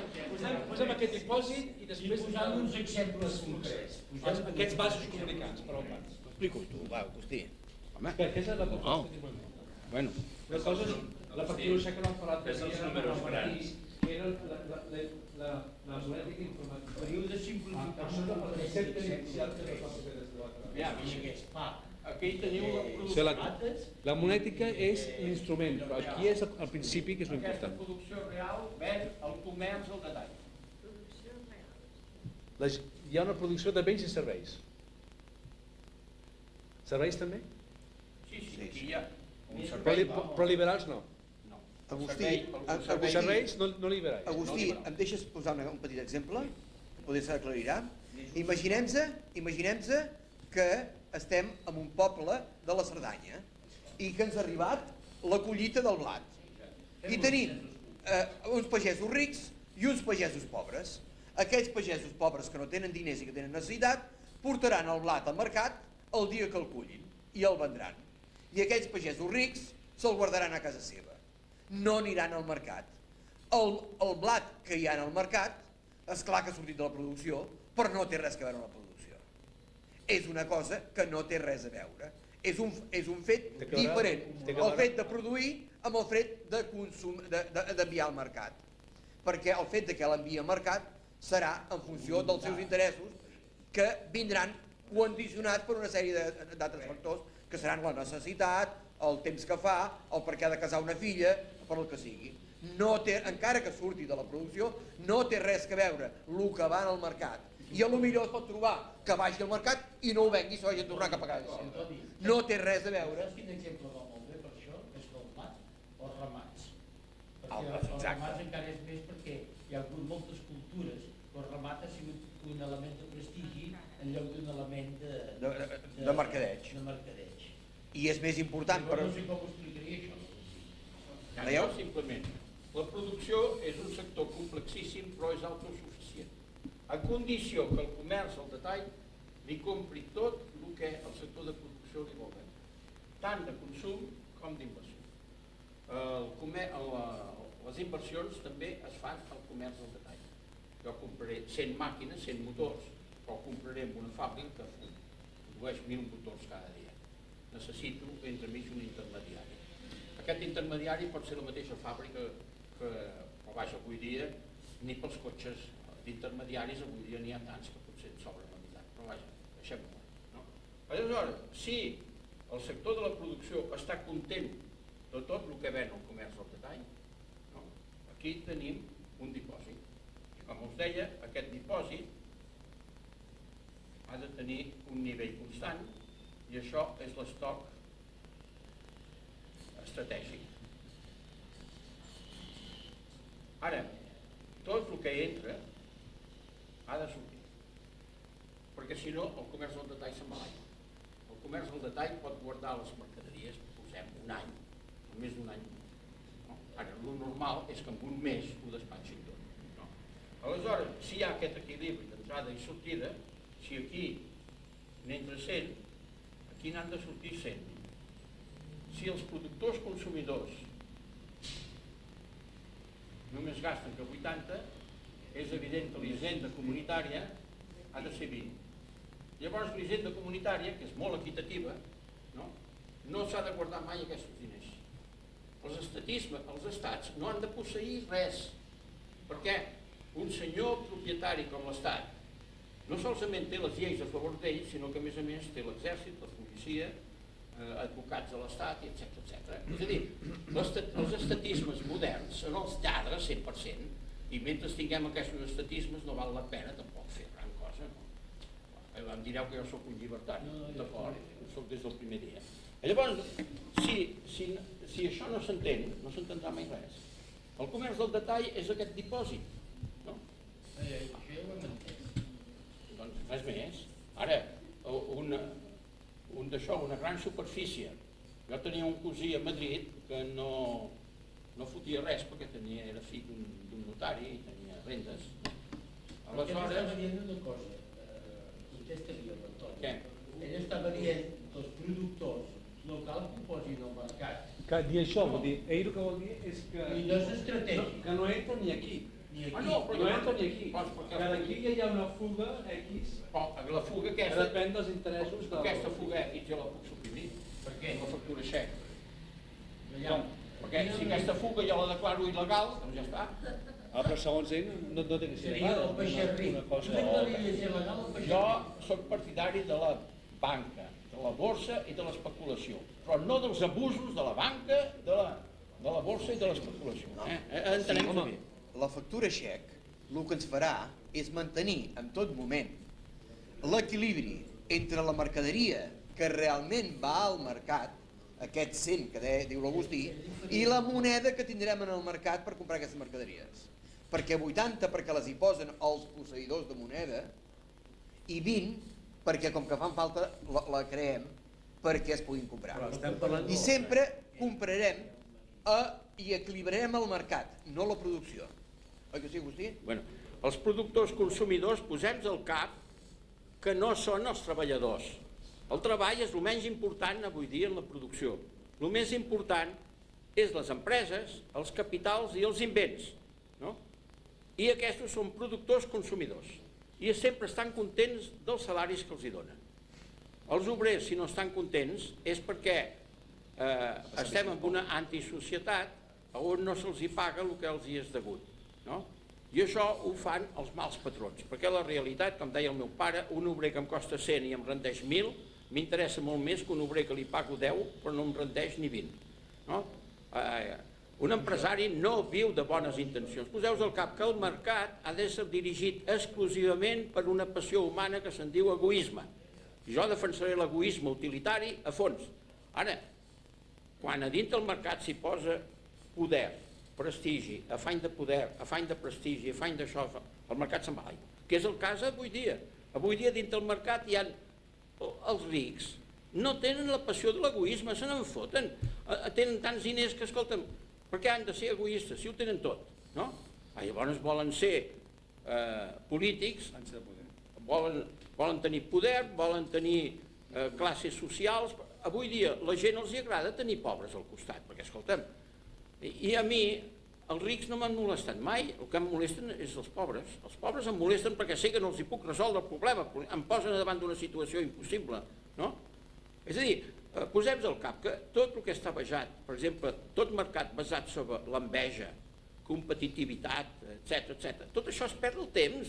Què es tracta de competitivitat? Cada país té la seva competitivitat i cada regió dintre un país té la seva competitivitat.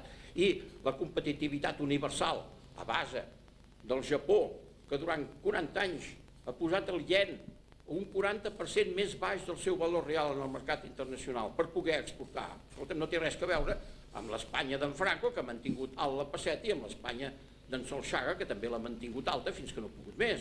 És a dir, poseu-vos al cap que el valor de les monedes entre elles és un valor que s'ha de discutir amb mercaderia real i no amb ximpleries. No? Una pregunta, Antoni. A llarg termini, si no agafem el concepte de curt termini, sinó en un període més llarg, que depèn, la producció sempre entra en un donat o altre al mercat. Però a llarg termini i a curt termini, doncs la producció crea una capacitat de compra. Sí, però les necessitats de moneda, l'equilibri monetari ha de ser continu. No pot ser l'equilibri a llarg plaç, perquè l'equilibri monetari el necessitem en tots i cada un dels moments. En cada situació de mercat necessitem un equilibri monetari. Suposem ara un cas interessant que és el d'oficines ara A Barcelona. a Europa, no? I a Espanya. Es fa moltes oficines noves, no? La gent sap que no es poden llogar. però les fan pensant que ara inverteixo i aquí X anys, quan el mercat estigui bé, les col·loco al mercat. No estan col·locades, estan ni tan sols estan anunciades. Ara, al fer aquesta construcció a l'oficina hi ha hagut unes despeses, uns pagaments a tots aquests factors que hi ha intervingut, que és moneda, que ja està en poder dels factors de producció.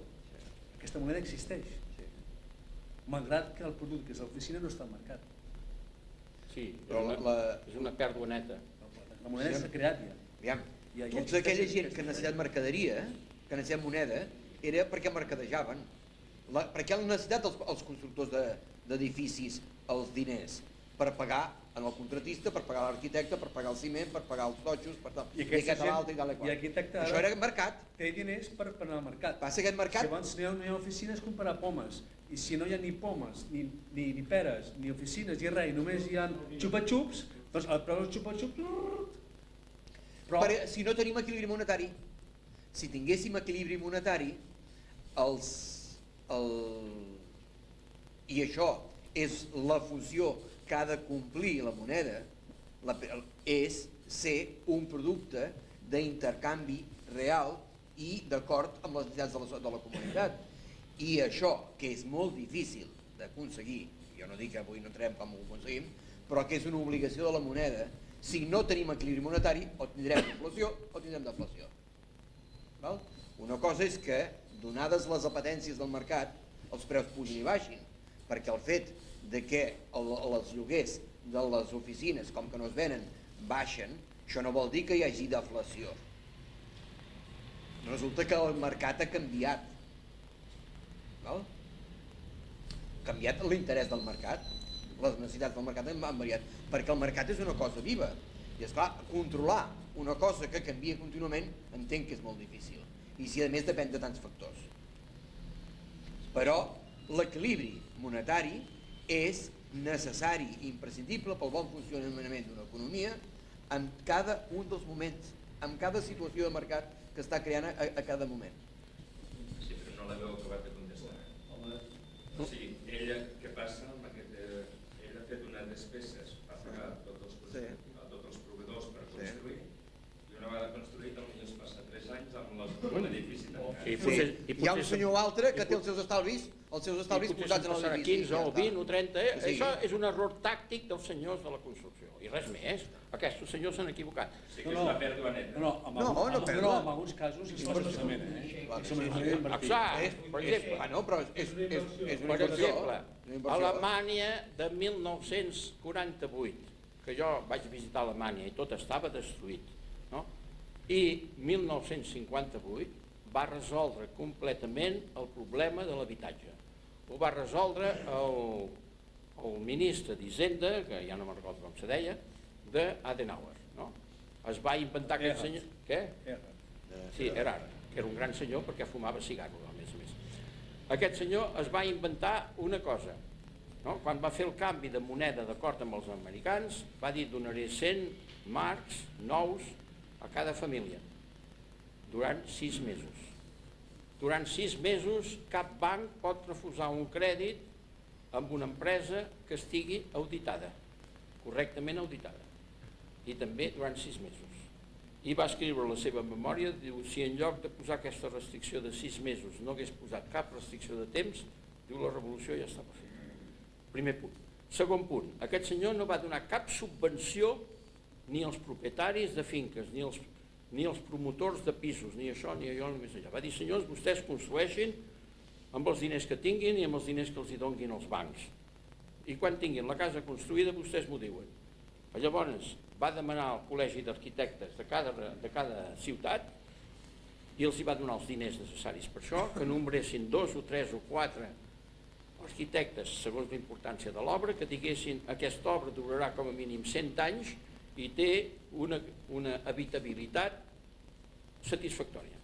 I aleshores vostès se'n van a l'agència de la seva ciutat i diuen, jo aquest pis m'interessa, però aquest pis són 100.000 marcs i només en tinc que 5.000. No hi fa res, vostè doni'ns els 5.000 i li fem una hipoteca a 50 anys i el 3% pels 95.000 marcs restants. Evidentment els alemanys no estan contents qui és que està content de la situació? Ningú. Però a Alemanya el problema de la construcció es va resoldre. Ni França, ni Bèlgica, ni Anglaterra, ni Espanya, ni Itàlia han sabut imitar aquest sistema alemany. No? Aquest sistema alemany, jo estic segur que la majoria dels alemanys ni el coneixen. No? El va conèixer potser el seu pare o el seu tio i el que sigui. Però per què va fer això? Perquè ell sabia que al cap de 50 anys, si no havien pagat la hipoteca, es quedava amb un pis que encara duraria 50 anys com a mínim. No? I l'Estat no hi perdia res. I això va ser un invent de diner, i un invent de diner intel·ligent. En lloc d'això, aquí a Espanya s'ha donat subvencions de tot bitxo vivent. Tots recordareu que fa del temps d'en Franco, finals de... Hi van haver un senyor i una senyora, que tots dos eren regidors per la família a l'Ajuntament de Barcelona, que van cobrar una colla de diners de la pobra gent, no? 2.000 o 3.000 milions de pessetes, i no van construir cap pis, no van res, van agafar aquest diner i se'n van anar a Mèxic o al Brasil, i ningú els ha molestat. El sistema de subvenció és un sistema dolent, i aquest ha sigut el sistema més dolent d'Europa, no? Perquè no havia de fer subvencions, el que havia de fer és posar un preu mínim, i dir el blat el compraré mínim a aquest preu, però ningú el podrà comprar més barat. No? Ara, això no es pot fer si no hi ha la factura xec. Jo trobo llavors, diguem, només com a... El Casals i el... Només com a resum, aleshores... Havien demanat la paraula al Casals i el... Però només, aleshores, el missatge principal és l'oferta no crea la demanda. El concepte d'oferta crea demanda no és el cas. No. El concepte. Per tant, la moneda que és vinculada a l'oferta, que és el clàssic en l'economia, en aquest cas és la demanda està en funció del que entra al mercat.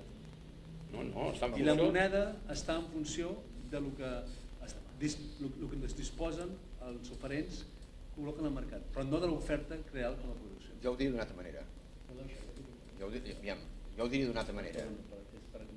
Jo diria, perquè el mercat pugui ser lliure i necessitem que el mercat sigui lliure, el venedor té llibertat de posar la mercaderia al preu en el mercat i el comprador té llibertat de comprar allò que vulgui. A condició de tenir diner. Si es dona això, per què? Si en sobra, escolta, si és la cosa més senzilla del món. No, imagina't. Bueno, ja et contestaré. Com si tens pomes, que és el que està demanant ell. Escolta'm, la fruita, per què no es construeixen fàbriques de fer suc de fruita quan el món s'està morint de gana? Simplement perquè aquestes fàbriques són cares, s'hi ha de posar acer inoxidable i només poden funcionar que 2 o 3 mesos l'any. És un cas típic en què l'empresa privada no s'hi posarà. I no s'hi posarà, i també estan a França, i tota la regió aquella de producció de fruita fa una pudor terrible perquè tota la fruita amb excedent la tiren al torrent, no? I fa una pudor de canyet terrible, degut a que hi ha una producció superabundant que es fa malbé simplement perquè no hi ha aquestes fàbriques de suc de fruita i res més. Les fàbriques de suc de fruita no poden ser d'iniciativa privada. Us sentia parlar la Montserrat sobre l'equilibri monetari. Jo vull insistir més en el dipòsit aquest de les finances,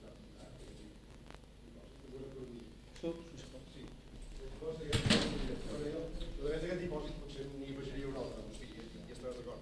Hi ha un dipòsit que és el dels productes intermitjos, diguem-ne. No, això està en el sector de la producció. Però vull dir que hi ha un mercat aquí dintre. Un mercat que necessita uns diners també, per això t'ho deia. Però vaja, el dipòsit aquest, en realitat, tots aquests productes, quan s'han produït, han generat unes rentes, uns salaris, uns beneficis, uns lloguers, uns interessos, uns impostos, etc. Per tant, diguem-ne, sobre el paper, totes les rentes que han generat la producció d'aquests productes... Aquest set d'aquí, aquest set que entren, és interessos, surten. Si està tot dins beneficis, salaris, lloguers. I això ja està distribuït. I això suma 100. No, però tot això Ha de sumar 100. tot això va al sector de la producció.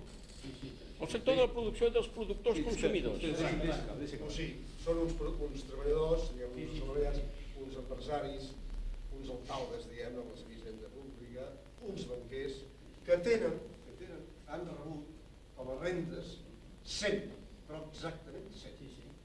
Sempre. Si això vol ser, això vol ser.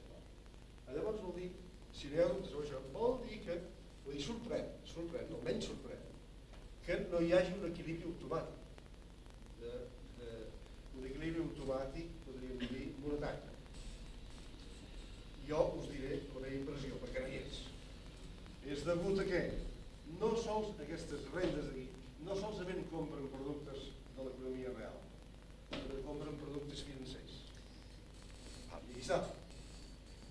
Ara amb els interessos baixos segurament això s'anirà equilibrant una mica, però hi ha hagut aquests últims anys. O sigui, aquestes oficines perquè no les compra ningú. Qui les ha de comprar aquestes oficines? El concepte, com hem dit, és que algunes es fan per no llogar, per ni vendre. I es fa amb intenció de no llogar ni vendre, de guardar-los. Bé, perquè és una manera de passar una crisi, podríem dir, sense perdre valor adquisitiu. Això pot ser l'òptica del promotor, l'òptica del Núñez, diguem-ne. Ara, amb l'òptica que ens interessava a nosaltres, el jutjament, jo diria que aquestes oficines no es venen, primerament, perquè estan una mica orientades cap al sector productiu. I el sector productiu ha tingut una davallada. I per altra banda, esclar, el valor, diguem-ne, la producció d'aquestes oficines ha donat unes rendes en els paletes, en els constructors d'obres, en els banquers, perquè esclar s'ha finançat, i han pagat impostos, etc. Tota aquesta massa de rendes en aquests moments no compren això, perquè uns, els paletes, perquè han hagut de comprar menjar i no compren oficines, i els constructors perquè tenen la seva oficina, i sobretot perquè els, podríem dir-ne, els banquers, els amos del solar, els propietaris del solar que tenen aquella oficina han rebut molt, però aquests senyors no han, amb les rentes que han rebut amb la renta d'aquest solar, no han comprat l'oficina, han comprat productes financers en general, diguem-ne, doncs fons d'inversió, tant de l'Estat, avui dia, el que està mundialitzat això és solar. Hi ha altres solars. I us ho volia dir, perquè això com ho vincules tu amb la facturació? bé, jo ja ho sabeu, no? Que no considero que sigui necessària un element nou, i això no diu Agustí, com pot ser el doctor Jack, per arribar a aquesta crisi. Però si fos, sí. Bé, el doctor Jack seria un medi d'informació. Aquí el doctor Jack com es crea, com neix la facturació? Però això ho he de dir els que... A tu com ho volies? Esclar, jo resulta que és que no puc inventar perquè ja està inventat. Ja, les rendes per comprar aquesta producció ja hi són. Llavors jo no necessito crear de nou. I si mirem d'això, esclar, per el govern em poses en una dificultat en aquesta pregunta. Saps? Ara, esclar, perquè l'Agustí ens deia, l'Estat, esclar, ara, quan hi fas entre un tercer, que pot ser un sector públic o un sector col·lectiu, que diu, jo d'aquestes rentes em prenc un tros. Ara ja no són 100, sinó que d'impostos, d'impostos de solidaritat, em prenc 20. Llavors, clar, aquests 20 que tu has pres, sí que els hauràs de gastar aquí. Els hauràs de regalar molt, els hauràs de donar. Perquè a mi no em regala mai ningú res, perquè pel sistema actual de capitalització, el senyor que cobra una pensió que cobra ha pagat, i no li han regalat, no li regalen res, No, a veure, si ho veies més bé, si dius que a part d'aquest 100 igual a 100. aquest 100 existeix. Sí. O sigui que sembla que no hi hauria d'haver un desequilibri.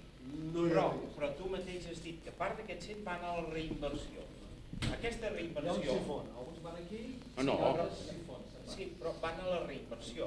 Aquesta reinversió inclou... No, i van a una acumulació passiva. Vas inflant el dipòsit i sempre crees desequilibri.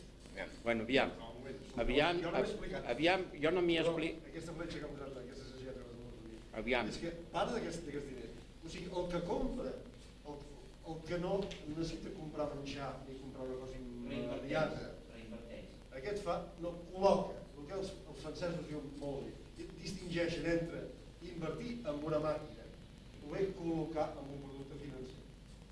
quan col·loques en un producte financer, no saps, no col·loques directament, no compres directament.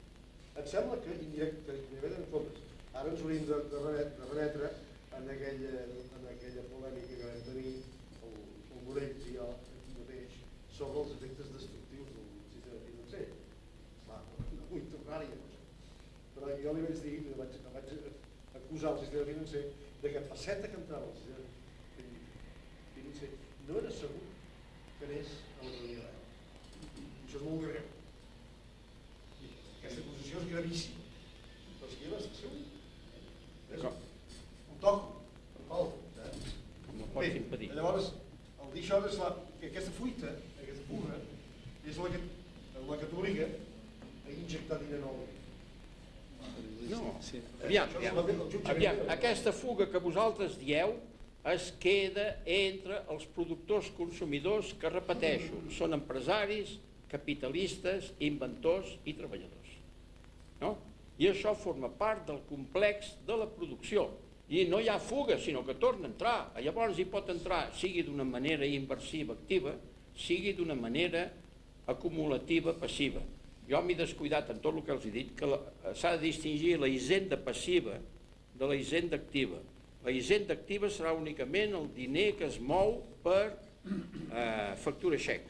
La hisenda passiva és tota l'acumulació de riquesa que un país té, baix totes les formes agudes i per haver, i que està en un racó i que no serveix. És una hisenda passiva. La hisenda passiva no té cap importància, ni una. Només agafa importància en el moment en què es torna activa. No? I la hisenda passiva no té cap importància. Avui dia, els bancs s'han inventat de donar amb aquesta hisenda passiva un rendiment més fort que la producció, i és per això que la producció se'n va a l'aigua. Aquesta hisenda passiva, molt bé que cobri un interès, però que cobri un interès legal mínim, no?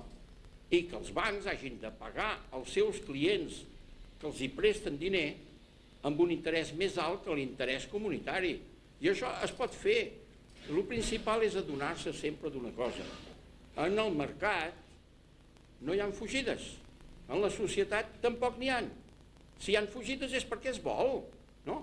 L'únic sistema perquè no hi hagi fugides és la factura xec. Llavors se sap molt bé que aquestes fugides se'n van o bé a la hisenda passiva, que no té cap importància fins que es torna activa, o se'n van a la hisenda activa. I la hisenda activa hi ha una hisenda privada que es maneja com li dona el gust i la gana i una hisenda comunitària que immediatament s'ha de regalar a tots els simples consumidors de tipus natural i a tots els simples consumidors de tipus liberal. I la cosa és senzillíssima perquè avui dia no hi ha discussió. Escolta'm, els metges que estan a la Seguretat Social cobren de la Seguretat Social. En lloc de cobrar 125 o 150.000 pessetes, que en cobrin $500.000 de pessetes cada mes però que facin la seva feina. No? I que no hagin de treballar en 3 o 4 llocs diferents. No pot ser això que un metge s'hagi de guanyar la vida traient la llengua, perquè llavors no és metge. Escolta'm, el metge necessita, com l'advocat, temps i temps de reflexió. No?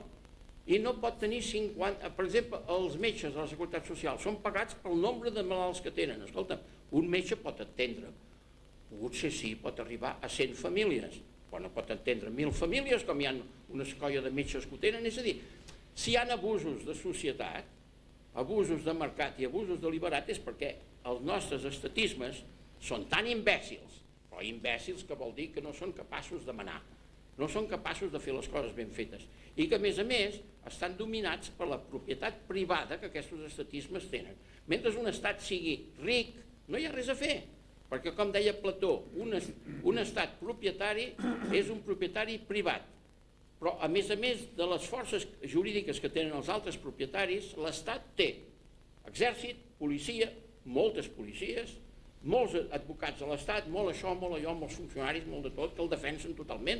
L'estatisme modern és el meu enemic número 1, i si no és el vostre enemic, doncs deseu-vos de qualsevol prosperitat o del que sigui, mentre manin gent tan imbècil com els que manen a França i a Espanya, que és la política que conec, no hi ha res a fer. I gent tan imbècil com la Thatcher, escolta, no hi ha res a fer. La Thatcher tot ho arreglava fent privatitzacions de propietats comunitàries. Bueno, entesos, feu això. No? Això s'acaba. Ve un moment que de propietats comunitàries o de propietats estatistes ja no en queden i res. Ara, la hisenda activa l'hisenda comunitària activa hauria de servir per lo que ell vol, que això sí que en Casals és genial amb això de que la terra ha de ser propietat comunitària i no objecte d'especulació estúpida. I això es pot fer i molt ràpidament, molt més del que la gent Hi ha es pensa. altres recursos naturals? Mira, la producció d'avui dia la pots multiplicar per 10 el dia que les empreses treballen, més ben dit, que els obrers treballen 20 hores a la setmana per torns, i les empreses treballen les 24 hores del dia, els 7 dies de la setmana i els 365 dies de l'any. Això, en 5 o 6 anys, es pot fer. Posa 10 anys com a màxim. És un període, d'aquí 10 anys, la producció es multiplicarà per 10. La producció és una qüestió d'intel·ligència humana, i no és una qüestió d'estatisme, de confiança, de prestigi, de poder, d'això no. Intel·ligència egoista humana. Si jo sóc empresari i sóc verdaderament egoista, mentre l'Estat no em faci la vida impossible, jo sempre inventaré i produiré les mercaderies que vol l'Estat, que per alguna cosa existeix el màrqueting, que vol dir simplement estudi del mercat. Aquestes paraules angleses per dir coses que nosaltres podríem dir en la nostra llengua a mi m'empipen molt. Mercadotècnia. Ara bé, Molt bé. Teniu un comentari més? El Martí havia demanat la paraula abans. Sí, Martí, poder, si vols vincular això amb la factura xec, algun comentari que ens... Jo volia dir que això que diu el Joan que això, que aquests cents ja estan ben endavant, no tinc dubtes. Si mirat des de que s'ha produït i es posa el comerç al detall, sembla ser així. Però mirat des de l'altra banda, des del consum, des de la demanda, a mi no em quadra. No em quadra perquè hi ha evidentment que si no se n'és una part que ve fora, la aigua aquesta, ell diu que d'alguna manera una altra forma d'això. Hisenda passiva. Sí, però si de passiu no és passiu, doncs no. Però que eventualment torna. Sí, però el tema és que mentre està passiu, mentre està fora de la inversió i del consum d'empresa, és com si no hi fos, però bé, del punt de vista, no només com si no hi fos, sinó només que li paguen uns interessos que drenen encara més calés en el que està buscant, amb el qual encara queda més agreujat. Aquesta seria una de les causes d'aquest desequilibri. L'altra és que ell diu el treball dels morts. Si la capacitat de producció acumulada al llarg dels segles i dels mil·lennis fa que cada vegada amb menys mà d'obra, és a dir, amb més factors de producció tecnològica, és una paraula molt diu treball dels morts. Però perdona, ja vaig No sempre està incorporat, en els, per exemple, en les patents. El preu que es paga a les patents no sempre correspon després a la capacitat de superproducció d'un artefacte. Però el treball, aquest salari dels morts, se l'embutxaca algú. O es malmet. L'inventisme avui dia és colossal. No, però precisament jo Però es neutralitza. el tercer de producció és el reflex que es malmet aquest treball dels morts. La sèrie de producció... Quan tu has de llançar pomes, o quan tu tens una fàbrica que pot produir el 100% i no es produeix el 30%, són dues maneres de parlar d'una producció excedentària que no s'aprofita, que es produeix, o d'una producció potencial que no s'aprofita. Tu fes les inversions, comptaves que, per exemple, d'una fàbrica que treballi el 30%, o com això dels torns, que treballi el 200% del que estava previst per la inversió, automàticament canvies tu la capacitat de producció. Com que això no té una retribució directa, perquè tu el que tens ja tens allà posat en marxa, hi ha una part de la població que és substituïda per robots, per dir-ho així, no té peles per comprar el que produeixen els robots. Dit d'una manera o sigui. Jo crec que és els dos aspectes. Un, que una part del calé queda passiu i no només no ajuda a tornar a consumir com a conseqüència de la classe social, o queda com a seguretat, com a rebost per improductiu, i una altra és les capacitats acumulades productives o potencials que no s'aprofiten i que en canvi van substituint treball remunerat que queda al marge. No té capacitat llavors de comprar-la i no s'inventa que li pot fer. Jo voldria, jo estic bastant segur, jo estic bastant segur de que aquest aspecte, el drenatge aquest, aquesta acumulació, aquest aparcament temporal, però que pot durar molts anys, fa que aquí trobem el subconsum. Llavors dius, el segon aspecte, em sembla entendre que dius, hi ha hagut un treball dels morts, hi ha hagut una capacitat productiva que no s'aprofita. Bé, aquesta capacitat productiva i no obstant, clar, només voldria distingir una cosa. En una indústria en particular, la de cotxes, per exemple, o la d'oficines, pot ser que hi hagi una capacitat excedentària i la gent no tingui necessitat d'allò. Però en canvi la gent, nosaltres, tots plegats, tots tenim necessitats no satisfetes. Per tant, volia dir, en global, doncs hauríem d'admetre que si bé puntualment hi pot haver petits excedents en cada una de les indústries de les ofertes, en canvi en global aquest excedent hauria de ser mínim, aquesta capacitat excedentària. Per què? Bastaria, doncs, o sigui, si algú descobreix una necessitat no satisfeta, li és suficient a posar-la en marxa perquè es produeixi allò que és necessari i allò genera unes rentes. I aquestes rentes seran equivalents a l'import del que posaràs de nou al mercat. No tindries per què... O sigui, de renda per comprar no n'hauria de fer falta mai, perquè el mateix produir, que és el que el Daniel deia, és que la producció genera consum. És a dir, sí, però la genera amb retard. I aquest és el problema. Jo parlo de diner, si crea, genera diner. No. Molt bé. Antoni, em vols tancar poder el... Sí, jo tancaré amb tres petits incisos, reafirmant el que deia abans.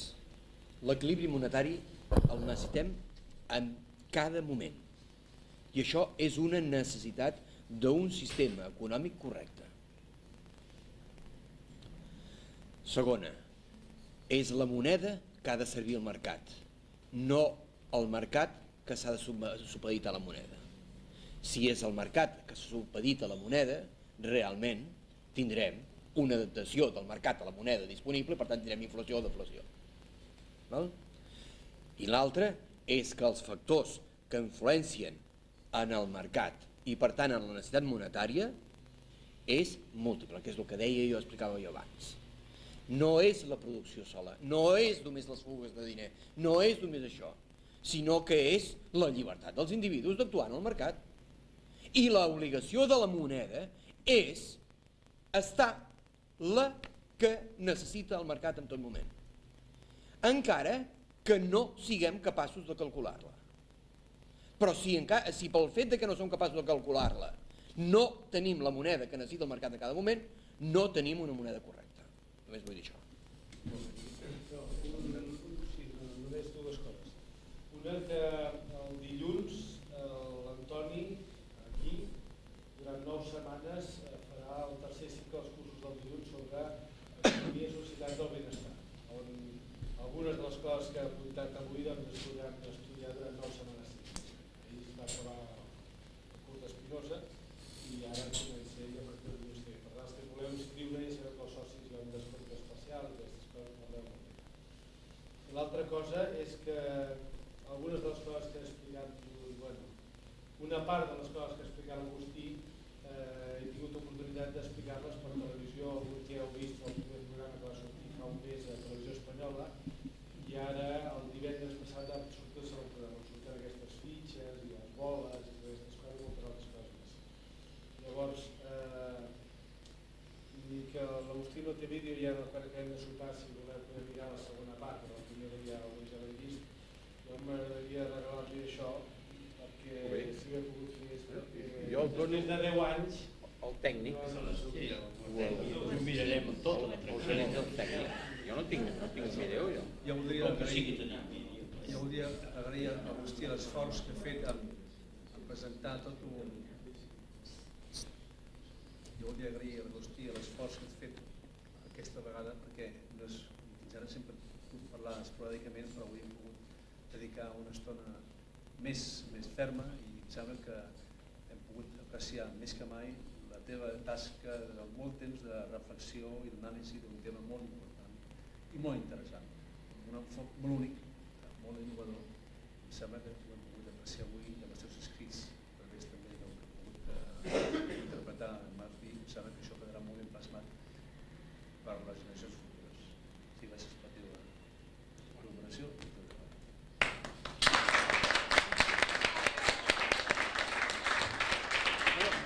El que hauries de repartir és això, els orígens de la moneda.